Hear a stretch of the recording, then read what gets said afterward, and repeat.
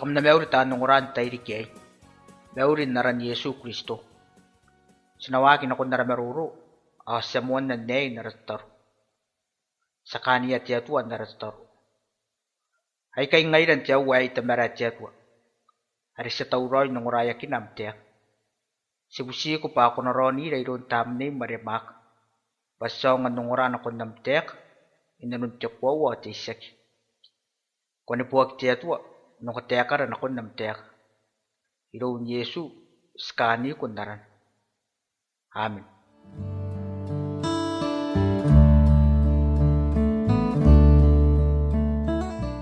Tawara-wari bukilan tayo di kay. Mata yun makuruna wapuy mauno. Natira kaya wara-wari manikipu na yapuy may suwa. Tukin ni mapuy. Mata yun makuruna wapuy mauno. Nikipu na kanapuy may suwa. Tukin ni mapuy. Wata ko teka nikipu ay kay. Ang kita pentete. Awaki apayro ko yuta. Aritemen na may poko yung wakit ang ano may women. Metukora kiapes mangay. Makapeng, may pesrap. Mayro yay po nga kiakakan na to. May ayaw naman yung amat. At yung wari ka man niya. Yang aniya tsaka nikina. Aw ekangay. Ani nakapuri yung mangay. Aw po ni ngay. Kam na tawa. Aw iyan ako na panakon ni Yesu. Aw itak. Rapi. Kuna mewri. Aw ekapuri yung mangay. Aw itak Yesu na koy na. Raw. Kweray kay. Awana ko ni kakipaya. Iyon Yesu. Awa tawa. Inapes hindi kikapayar. May minungorayan na nataya katyatwa.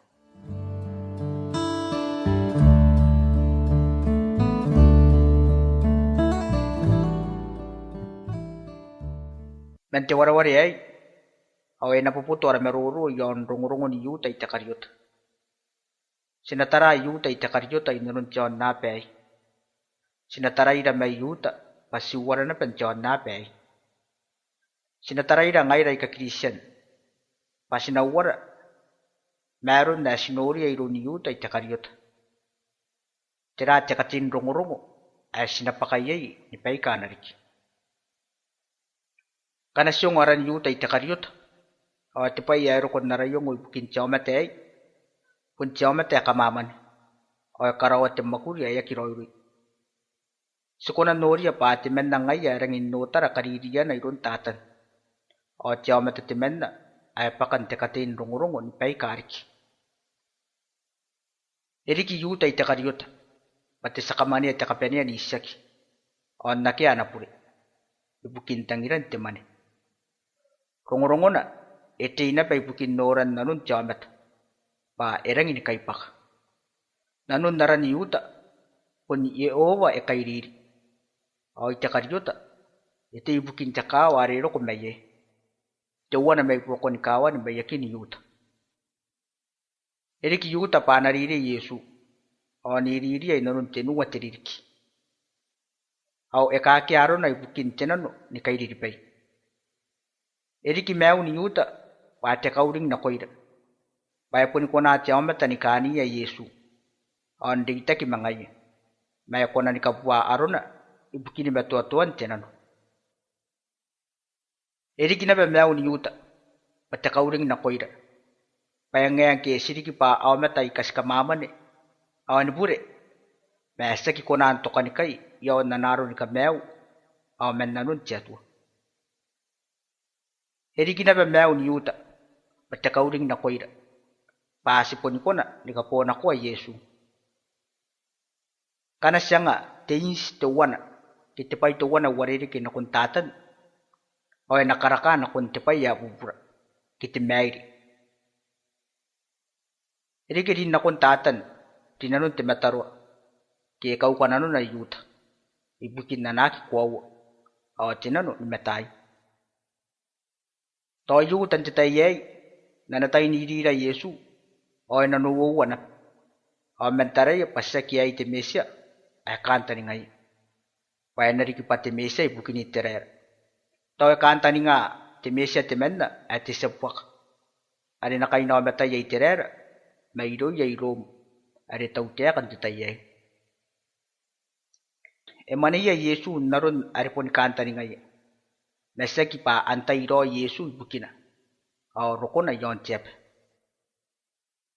Ayo te pa ya kamimi na koira. Pasko na naranira pa Christian. Ondiki pa awmeta ikasi na awmeta na ikaroy makuri ay kakiroy. Esa yuta ni mataya kina Yesu. Mesa ki bukin te meun tamni. Ma eidiri ay bukin nanona ay muan te kakoro ma rekantan nga kinokoyay. Eri ki meun yuta pati tamni te wana. Asko na nora yay tangiran te mane. Poin oinroy te kapakak.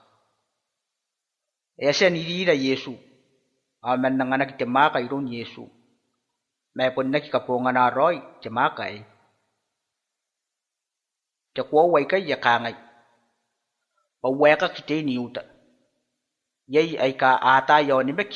Payakin ni roy. Ibuki na pa e kora tinano ay metoto ay roy. Awarawan kesa roy matiato.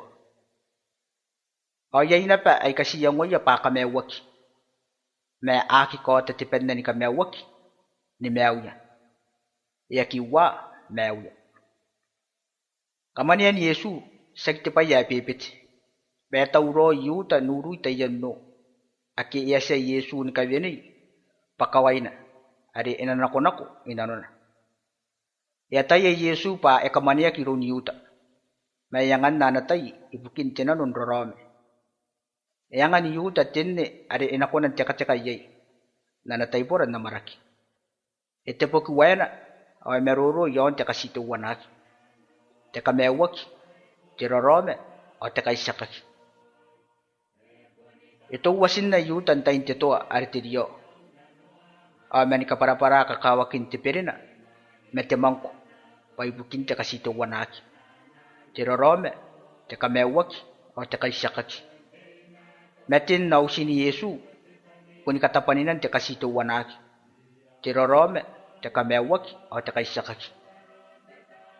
Sasa ni karawan niya ngoya. Pairang ni matuwa ay doon tiyatua. Pay nakaroy ko pa ko nakakia. Sasa ni karawan niya ngoya. Pairang ni matuwa ay doon tiyatua. Pay nakaroy ko pa ko nakakia. Kay ngay dataan ni makina Yesu. Pay ni Yesu bukin karikirakian. Karapepean na nakari sa yonat. Spundiay ni kaya sarura. Ki ani meura tinanon na natayakan diri Yesu. Mew na kaya siya ni mewakin. On tetekin yon tiyap. Ay kakati ni mew. Ay karoroy. Sinakikiyak. Tinanon ni mew ni Yesu Kristo ay kay. Kayesan na nga nila ditamne yari roy. Pakakurakuraki ng rawawatar. Nakangangan ti meway.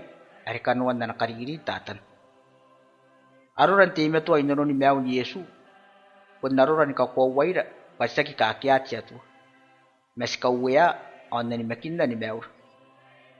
Sinakawaya Yesu. Tinanon na pakaura. Kurakurara. Kaupay na wartaren. Ay anak na natangin at siya to.